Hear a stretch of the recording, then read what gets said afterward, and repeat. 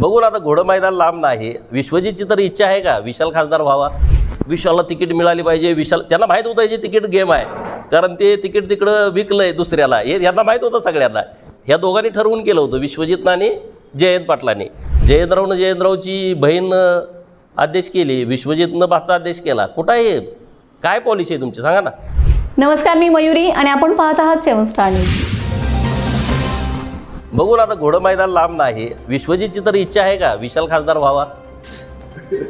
विश्वजित, मी कधी बोलत नव्हतो विश्वजितना स्वतःचं इमेज डेव्हलप करायची होती राज्यामध्ये.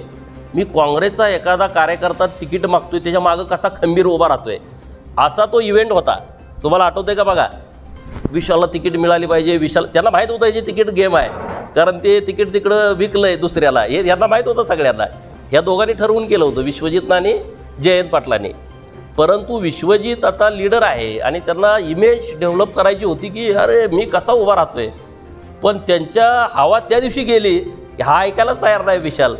विशाल अपक्ष उभा राहील हे ना विश्वजितला माहीत होतं ना हे जयंत पाटलांना माहीत होतं. विशाल निवडणूक लढवतोय हे कळाल्यानंतर ह्याची हवा गेली. तेव्हा काय ते बरोबर नव्हते. त्यांना तर नाही इलाज झाला की आता शरीरांतर बरोबर राहायचं. त्यामुळं विश्वजितनी फार काय एवढ्या मोठ्यानं बोलण्याची आवश्यकता नाही अजिबात. आणि बघू ना, मैदान काय आता जवळच आहे ना, 2019 काय लांब नाही. आम्ही त्या मैदानात आहेच. नाही, मी काय मदत, मी असले धंदेच करत नाही. आत आणि बाहेर हा काय विषयच आमचा नाही. आमचं जे असेल ते ओपनच आहे. आणि विशालला मदत करायला माझ्या पार्टीचा उमेदवार होता संजय काका, त्यामुळे आम्हाला ती काही गरज नाही. इथे मजा यायला लागल्या जिल्ह्यातल्या लोकांना, हे कसे एकत्र झालेले आहेत. म्हणजे अत्यंत नाईलाज असतो ते एकत्र आलेत. म्हणजे आता पर्याय नाही. आता आपण संपतोय की काय, भीतीपोटी एकत्र आलेले आहेत. ते काय कुठल्या विचारानं चांगल्या मनाने एकत्रित आले नाहीत. खाजगीत ते काय बोलतात तुम्हाला माहीत आहे एकमेकाविषयी. खाजगीत ते एकमेकाविषयी. खरं तर विश्वजित आणि विशालला राजकारणामधली म्हणजे त्यांची म्हणजे आता मी बोलणार नाही, पण त्यांना एवढं काय नॉलेज असं वाटत नाही. जयंतरावच्या सोबत जाऊन तुम्ही काय मिळवलं? जयंतरावची बहीण आदेश केली, विश्वजितनं भाचा आदेश केला. कुठं आहे? काय पॉलिसी आहे तुमची सांगा ना. मराठा नव्हते का तुम्हाला ओपन करायचं होतं, तर झेडपी सदस्य मराठा निवडून आले नाहीत का?